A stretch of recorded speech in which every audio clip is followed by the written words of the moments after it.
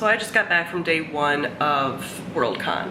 WorldCon, for those of you that don't know, is the World Science Fiction and Fantasy Convention. It's the 80th year that they've done this, and it's a convention about all those things: fantasy, sci-fi, actual science stuff, alternate history, everything within that umbrella. It is taking place in my hometown of Chicago, which makes it very easy for me, but it almost makes it harder.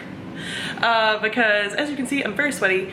It took an hour for me to get home because I took the L from downtown. I do not live in the downtown. I live in the like neighborhoods off of some of the L lines. So I had to wait 20 minutes for an L and then like walk some of the way home. So I'm just sweaty. It's just hot out. And this wasn't even really technically day one because I worked most of the day today. So I didn't see any of the panels. We did go to the opening ceremonies.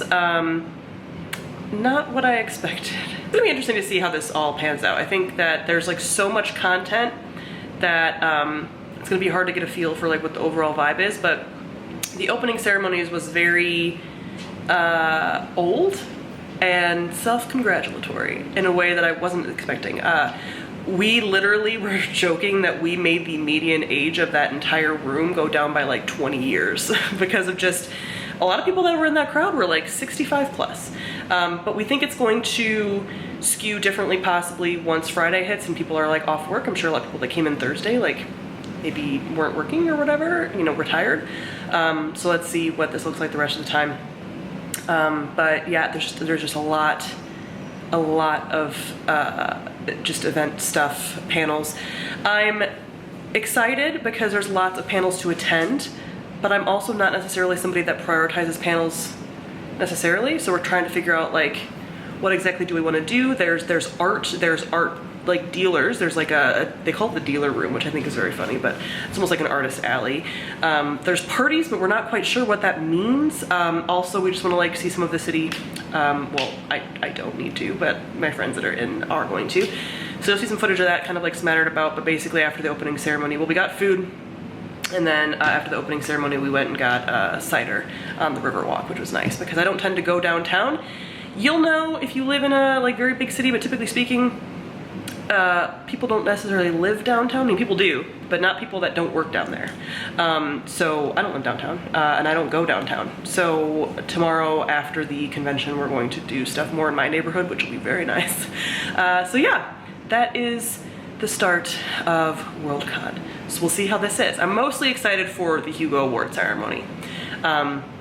But we'll see how all this is, how all the panels are. I'm excited to see what this entails because I have no idea. This is apparently where I'll be doing my con updates like every night. This is day 2 technically of WorldCon. Day 1 of like fully doing panels and things. And man, I can feel a discussion video brewing. This has been a very interesting experience. Not at all what I expected out of such a big, long-standing convention and the topics that are presented and then how they are presented. However, there is so much content and I almost think potentially it's to the con's detriment. I will say that this probably depends city to city as well. So I don't necessarily want to judge all of WorldCon on this, but my experience thus far does not make me think I will get an actual attending ticket in the future like I thought that I would after I did this. It's just too expensive for what I feel like I'm getting. But knowing some of the background on how, not necessarily how they pick panelists, but I had to like apply to be a panelist. They don't pay for your membership, which is fine, but like I think that also impacts things, and there's a lot to be said about the demographics of who's on panels on-site versus virtual, and all of the things around that aren't all necessarily WorldCon's fault, but definitely change the dynamics of the event. I might have mentioned this last night, but the con definitely skews far older than I expected. There were definitely younger people here today, but it overwhelmingly is people, I would say above 50. And I think that changes the dynamics of things too. Also for like any kind of sort of bookish fandom space that I've been in personally, because I tend to avoid certain ones, this has been the most old white men that I've seen ever at an event. I'm not saying these two things are connected, but I'm not necessarily saying these two things aren't connected. I don't have enough information and data for that. But also the way that things are presented in these panels is incredibly dry. Mari and I were talking about this as people who host our own con, and these are two very different things, but there is something to be said for having a convention like ours which is BookNet Fest, if you're not familiar. Very much, you know, like internet personalities and people that are used to like speaking in front of people, which is very much an event with people that are used to speaking in front of people, largely because they have platforms like this where you're talking to people, right? And you're having to form, you know, ideas on the fly, or on live streams or whatever. So we're kind of like all used to presenting in a certain way, where a lot of people on these panels, it's very obvious that they are not, and that definitely impacts the panel and just like the tone of the panel and the how interesting it is, honestly. There are not authors on every panels, but I will say, like, and I've known this for years, authors don't always make good panelists. And also, if you've ever been to a convention or any kind of panel or run them, moderators make or break a panel. And it seems like from what I've seen, even in the panels that like I've been involved in, and also like the panels that I've watched, some of these moderators are not experienced moderators, and I get that not everyone can necessarily be an experienced moderator, but going back to what I was saying earlier about choosing the panelists, basically all the panelists who wanted to be a part of WorldCon in some way had to fill out this very, very, very extensive survey that like they had their own website built for it, where you had to rank topics and say why you feel like you should be on the panel and like why you were an expert in this topic, and rank it by how much you wanted to be on it and if you're willing to be a moderator and whatever. And it seems like, again, maybe they didn't get enough people, there's a lot of moderators that are like, I've never moderated, I don't know how to do it. There's a lot of people on panels that you're like, why do they necessarily choose you? So it's very interesting. And also this is one of those conventions, and Mari tweeted about this and I agree. There's a lot of comments during the Q&A instead of questions. So on one hand, that can be seen as being like, I guess, a discussion with the audience, but for a panel, I feel, that's different than a workshop. A workshop, you want that collaboration with the audience. The panel is more about the panelists. So yeah, just the way that the content is put out is not necessarily for me. It's not the kind of content that I enjoy. I enjoy the very sort of like organic, collaborative among the panelists, kind of fun conversation, and there's a lot of really fun and interesting topics, and they're being presented in a very dry way.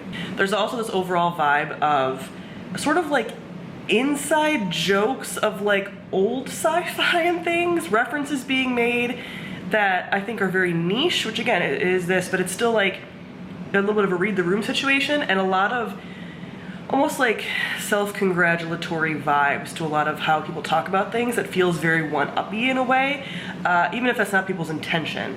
And I've just never really been in a fandom space that does skew older. Maybe that's just one of those things that like are these older spaces, but it's definitely not something that I particularly enjoy being around. So yeah, I don't know if I would come back for the content for this. Now, I haven't done any of the, I think they're called coffee clatches or something. They're basically like roundtable talks.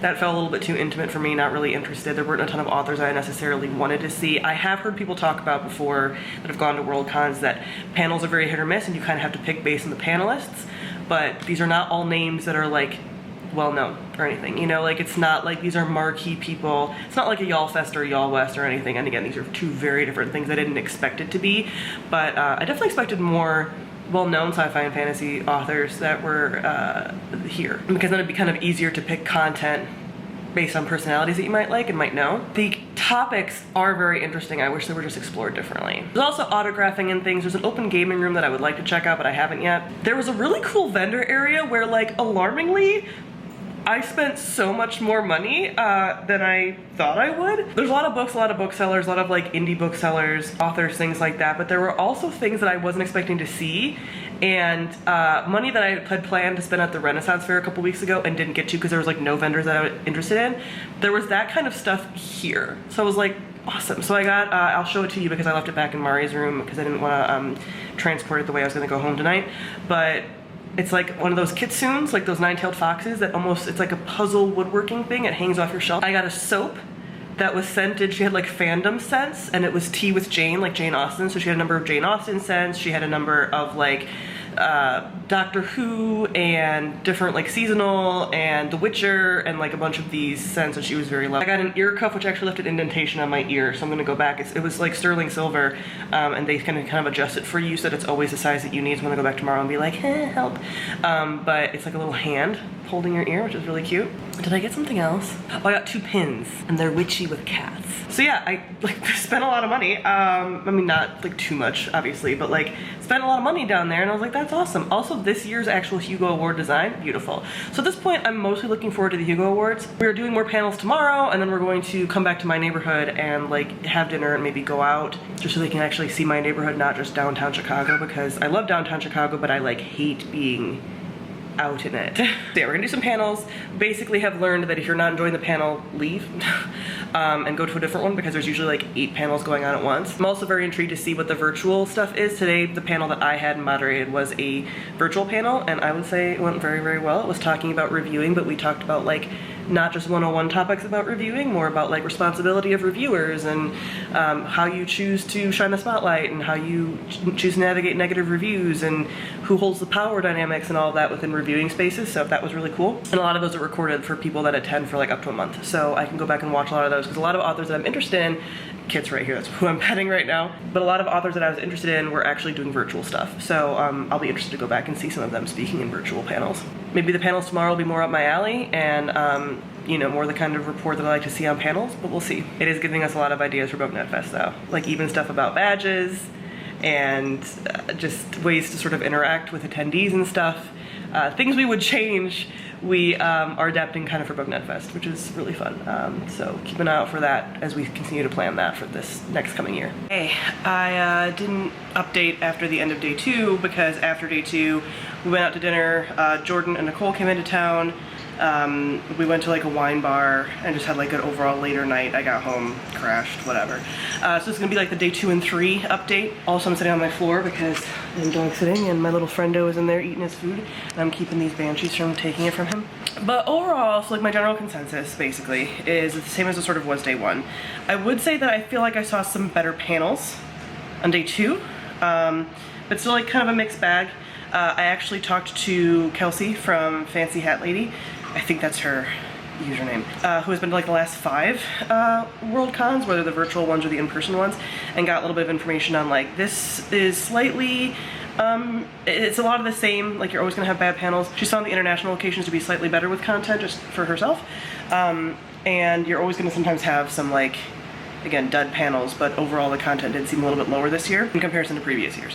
So I'm still willing to give WorldCon another chance, and potentially going to the Glasgow one, which is gonna be 2024 for international, and then just like seeing how that is content-wise. I think the most fun I did have was at the Hugos. The Hugos were really well done. I got kind of a little bit more of a sense of just like, you know, the Hugo voters versus the people that were at WorldCon. Yes, there is a Venn diagram there, but like it doesn't completely overlap. The winners sort of surprised me. The best novel winner, I did not think was going to be A Desolation Called Peace. Did not. I'm actually stunned. Like the book I thought was going to win was actually voted last when I looked at the results. They do a cool breakdown of like how many votes everything got and whatever. So I was shocked just based on what I was hearing around from people. So yeah, it's kind of hard to get a pulse on that necessarily. You can definitely tell who are sort of Hugo darlings, who get nominated a lot, who win a lot, things like that. But it did sort of invigorate, this whole convention really has sort of made me think a little bit more about short fiction. I've never been a short fiction person. Novellas is about as short as I go, but it seems like there's a lot of really good content being put out in the like short fiction spaces, short stories. My previous experience with short stories has been mostly from long form authors who have then gone and written like short story collections and things, and they always tend to be a bit of a flop for me. So I'm actually wondering if SFF short fiction people who like pretty much only write short fiction would be better for me, because they're better at that. So that has really been something that I'm going to think about for the next year. It feels a little weird on how to track that though. I probably wouldn't put that like in my story graph, for example, but I would put that on like my reading spreadsheet, but it wouldn't count for like books read, because you know, they're short stories. I'll have to figure how to do that, because I don't want to have that like count towards my books read. I have to compile like 10 short stories equals 1 book kind of thing. I don't know. So yeah, overall, I felt like the content was a little bit lackluster. There were definitely things that I, as a, you know, convention planner, would do differently. However, I do realize the scope of this is so much bigger than like the stuff I've planned. However, like the thing, if I could change one thing about this whole thing, it would be better moderators. The moderators tend to make or break it, and the moderators tend to be kind of poor from what I've seen. So honestly, in my opinion, moderators are what like make or break your content. So having better moderators would help, I think, a lot. I am really interested in the lack of sort of continuity between WorldCons, because it does happen with a different organizing group and in a different city every year, obviously, and there is no sort of like through line as far as like learning things and whatever. So yeah, I am gonna be doing some like looking into WorldCon. Gonna possibly do a discussion video if I keep up my energy for it. But it wasn't my favorite event that I've been to, although it's really hard to say. I don't tend to like have like so much fun at events necessarily. I go to a lot of them, obviously, but it's not my favorite as far as like the dynamicness of the panels and feeling like I necessarily like learned things. But again, it's so hard to know, like, you know, I went to one panel and there was another panel during that hour because there's like 12 panels an hour. That would have been much more up my alley, but I didn't know, you know, whatever. Yeah, I do think I'll go in the future. I do plan on having a continuing supporting Hugo membership. It's like 50 bucks, I think, to vote in the Hugos. I think voting in the Hugos is a big thing. I would also love to see more of like online content creators getting involved with it. As far as like, you know, our blogs and YouTube channels and whatever can be nominated for like I think the fan cast category. I think that would be really cool to see, but it's obviously like people in this community have to get kind of involved in order to nominate. But going to these kinds of events always invigorates and reinvigorates my interest in content creation and different stuff and reading more and whatever. So I always love them for that. Yeah, those are my thoughts on the WorldCon. I think the Hugos were the best part of it for me. Definitely hit and miss throughout, but I'd be interested to go again. And yeah, I would be interested to see how different locations do the WorldCon. So if you have any thoughts about WorldCon, you've attended before, whatever, comment below, let me know. If you think there's another convention that would be more well suited to what I would like, let me know. But yeah, thank you all for watching. I'll see you guys soon. Bye.